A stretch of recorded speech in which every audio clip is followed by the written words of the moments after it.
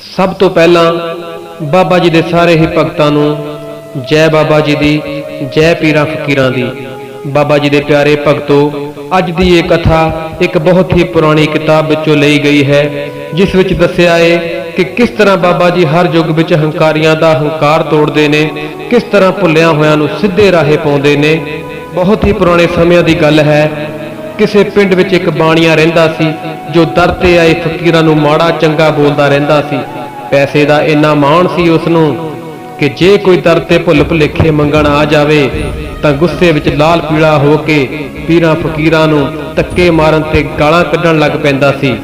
गुफा दे वासी सिद्ध जोगी पौणा हरि जी ने एक दिन की कौतक रचाया है।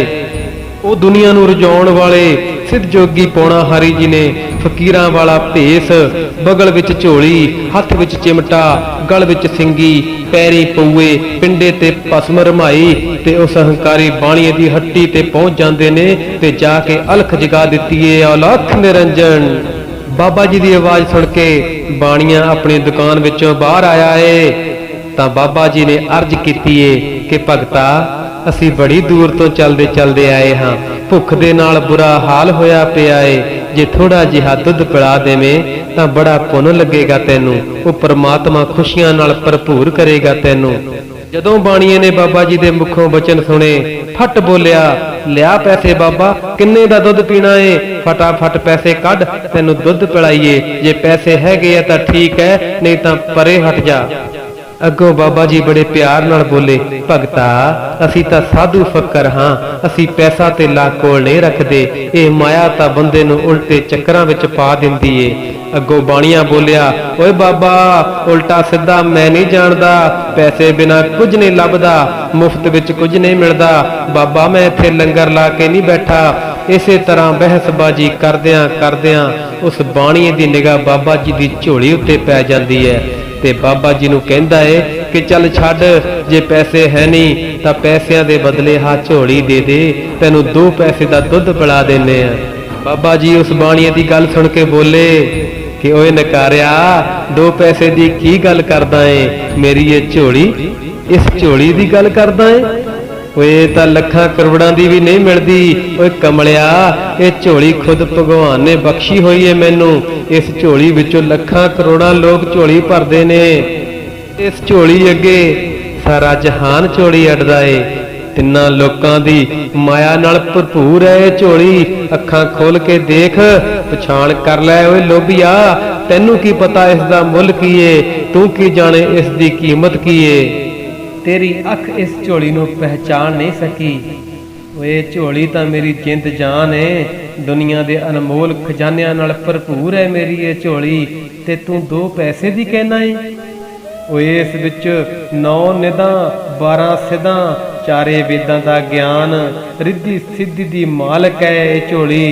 लखां साल भगती करके मैनू ये वरदान विच मिली हुई है, 4 जुगां दा भेत इस विच लुकिया होया है, ब्रह्मा विष्णु शिव दी दासी है ये झोली, ऋषियां मुनियां दा मान है ये झोली, इसे लई तां धरती ते आसमान भी इस झोली नूं पूजदे ने। कमलिया, गल सुन लै साडी कंन खोल के, झोली कदे भी अपमान नहीं सह सकदी, तैनू इस झोली दी ताकत दा नहीं पता। ये सुन के बाणिया हंकार भरे जवाब विच बोलिया, बाबा जी नूं कहंदा, चल फुट इत्थों दूर हो जा मेरी नज़रां तो, मेरे अगे एवें ना पसारी चल झोली, ਵੱਡੀਆਂ ਵੱਡੀਆਂ ਗੱਲਾਂ ਕਰਕੇ ਨਾ ਦੱਸ ਮੈਨੂੰ, ਮੁੱਠ ਕੁਲੀਰਾਂ ਰੰਗਾ ਕੇ ਝੋਲੀ ਸਵਾ ਲਈਏ ਤੇ ਝੋਲੀ ਵਾਲਾ ਬਣਿਆ ਫਿਰਦਾ ਏ, ਐਵੇਂ ਬਗਲ 'ਚ ਭਾ ਟੰਗਿਆ ਹੋਇਆ ਏ, ਵੱਡਾ ਅਵਤਾਰ ਬਣਿਆ ਫਿਰਦਾ ਏ, ਤੇਰੇ ਵਰਗੇ 36 ਪਖੰਡੀ ਘੁੰਮਦੇ ਨੇ ਇੱਥੇ, ਬਹੁਤ ਦੇਖੇ ਆ ਤੇਰੇ ਵਰਗੇ, ਇਦਾਂ ਦੀਆਂ ਝੋਲੀਆਂ ਕਈ ਪਾਈ ਫਿਰਦੇ ਆ।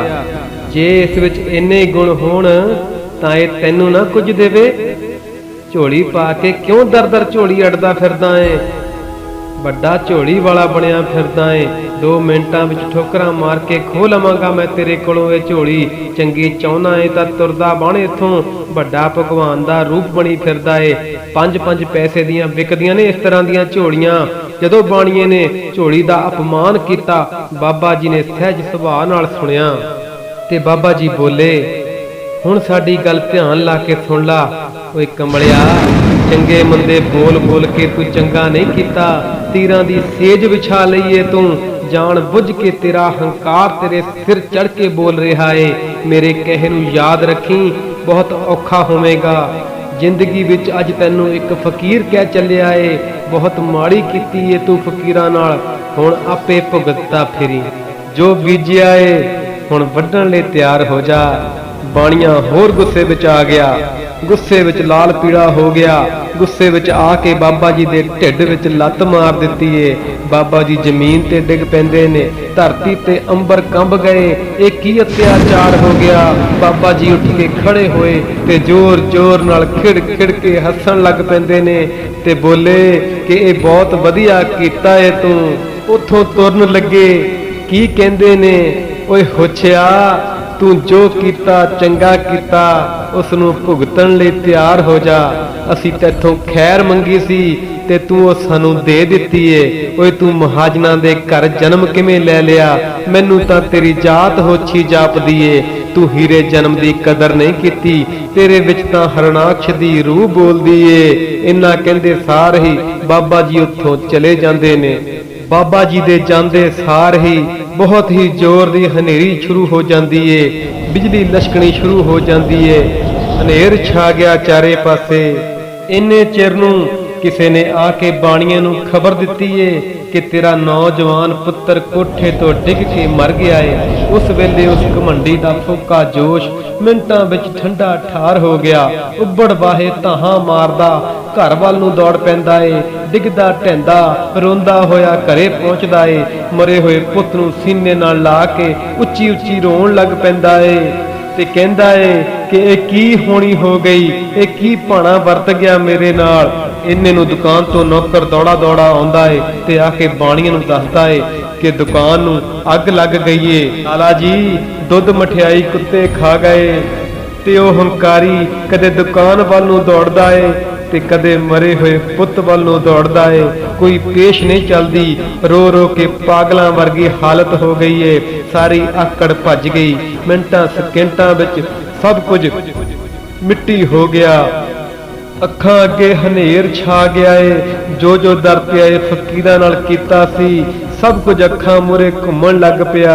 ਜੋ ਮਾੜੇ ਸਲੂਕ ਫਕੀਰਾਂ ਨਾਲ ਕੀਤੇ ਸੀ ਸਭ ਯਾਦ ਆ ਗਏ ਤੇ ਬਾਬਾ ਜੀ ਨਾਲ ਜੋ ਜੋ ਕੀਤਾ ਸੀ ਉਹ ਵੀ ਅੱਖਾਂ ਮੂਹਰੇ ਆ ਗਿਆ। ਹੁਣ ਰੋਂਦਾ ਹੋਇਆ ਬਾਣੀਆਂ ਬਾਬਾ ਜੀ ਨੂੰ ਯਾਦ ਕਰਕੇ ਬੋਲ ਰਿਹਾ ਏ, ਦਾਤਿਆ ਅੱਜ ਤੂੰ ਮੈਨੂੰ ਮਿੱਟੀ ਵਿੱਚ ਮਿਲਾ ਦਿੱਤਾ। ਉਹ ਮੈਂ ਤਾਂ ਗਲਤੀ ਨਾਲ ਭੁੱਲ ਕੇ ਤੇਰੇ ਲੱਤ ਮਾਰੀ ਸੀ, ਪਰ ਤੂੰ ਤਾਂ ਮੇਰਾ ਲੱਕ ਹੀ ਤੋੜ ਦਿੱਤਾ। ਤੂੰ ਤਾਂ ਮੇਰੀਆਂ ਅੱਖਾਂ ਦਾ ਤਾਰਾ ਹੀ ਖੋਲਿਆ, ਹਨੇਰ ਕਰ ਦਿੱਤਾ ਮੇਰੀ ਜ਼ਿੰਦਗੀ ਵਿੱਚ। ਅੱਜ ਮੇਰੇ ਘਰ ਦਾ ਚਿਰਾਗ ਬੁੱਝ ਗਿਆ, ਮੇਰੇ ਜਿਸਮ ਵਿੱਚੋਂ ਜਾਨ ਕੱਢ ਲਈਏ ਤੂੰ। ਬਾਬਾ ਮੇਰੀ ਰਗਾਂ ਦਾ ਖੂਨ ਨਿਚੋੜ ਦਿੱਤਾ। ਨਿੱਕੀ ਜਿਹੀ ਭੁੱਲ ਦੀ ਐਡੀ ਵੱਡੀ ਸਜ਼ਾ, ਮੇਰੀ ਰੂਹ ਨੂੰ ਮੈਥੋਂ ਵਿਛੋੜ ਦਿੱਤਾ ਏ ਅੱਜ ਤੂੰ।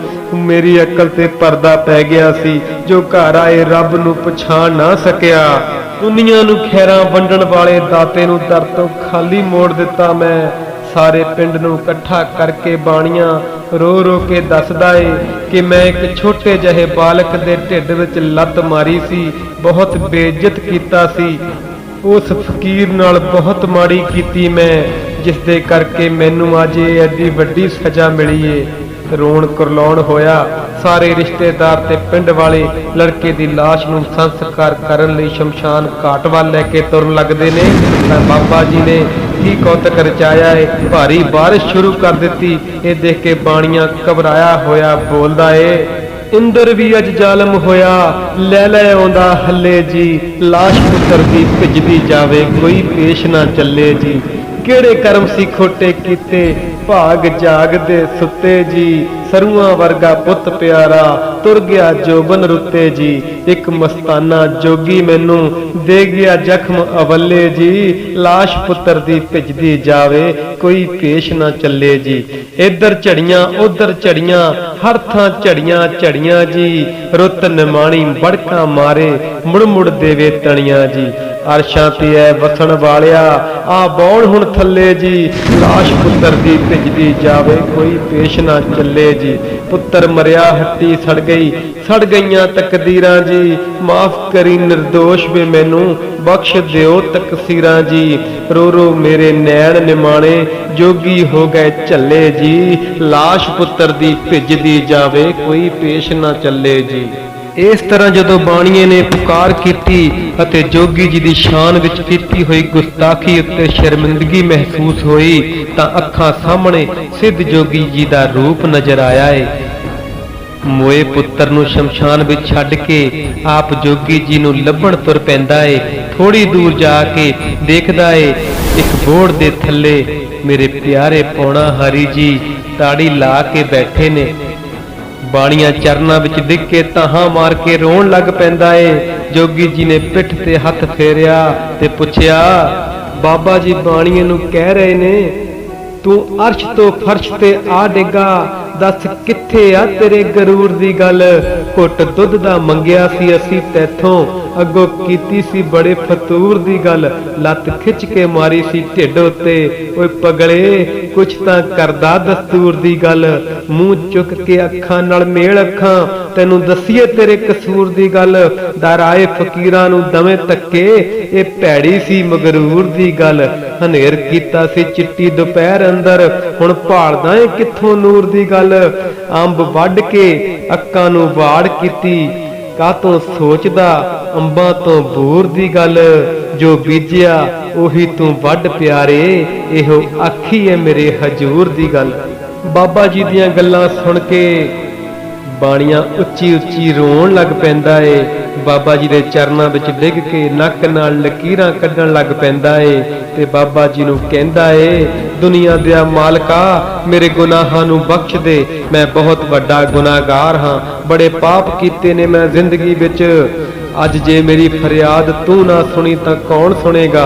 जदों रहम दिल बाबा जी ने बाणीए दा रोण कुरलाउण सुनिया ਤਾਂ ਬਾਬਾ ਜੀ ਨੂੰ ਉਸ ਬਾਣੀਏ ਉੱਤੇ ਤਰਸ ਆ ਜਾਂਦਾ ਏ। ਬਾਣੀਏ ਨੂੰ ਕਹਿੰਦੇ ਨੇ, ਆ ਚੱਕ ਸਾਡਾ ਕਮੰਡਲ, ਜਿਸ ਜਿਸ ਵਸਤੂ ਦਾ ਨੁਕਸਾਨ ਹੋਇਆ ਏ ਉਸ ਉੱਤੇ ਛਿੱਟਾ ਦੇ ਦੇ, ਤੇਰਾ ਜੋ ਜੋ ਗਿਆ ਏ ਵਾਪਸ ਆ ਜਾਵੇਗਾ। ਬਾਣੀਏ ਨੇ ਬਾਬਾ ਜੀ ਦਾ ਸ਼ੁਕਰੀਆ ਕਰਦਿਆਂ ਉਸੇ ਤਰ੍ਹਾਂ ਜਲਦਾ ਛਿੱਟਾ ਜਦੋਂ ਮਾਰਿਆ ਤਾਂ ਉਸ ਦਾ ਮਰਿਆ ਪੁੱਤਰ ਜਿਉਂਦਾ ਹੋ ਗਿਆ ਤੇ ਦੁਕਾਨ ਵੀ ਪਹਿਲਾਂ ਵਾਂਗ ਹੋ ਗਈ। ਬਾਬਾ ਜੀ ਬੜੇ ਦਿਆਲੂ ਨੇ, पर हंकारियां दा हंकार तोड़न वास्ते, भुल्लियां होयां नूं राहे पाउण वास्ते इहो जहे कौतक रचदे रहिंदे ने।